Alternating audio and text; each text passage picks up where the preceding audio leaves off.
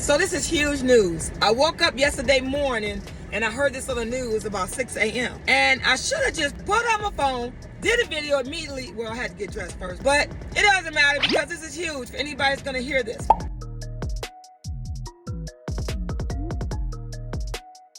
More than 70% of medical debt will be removed from Experian, Equifax, and TransUnion reports starting in July. That's huge. Americans have accumulated bills for Medicare, a leading case of bankruptcy in the U.S. at an alarming rate, with about $88 billion sitting on consumer credit reports right now. What that means is that people have had a lot of medical bills. And what they're doing is, usually you have 6 months to pay your medical bills or settle before it goes to your credit report. But now you will have 1 year.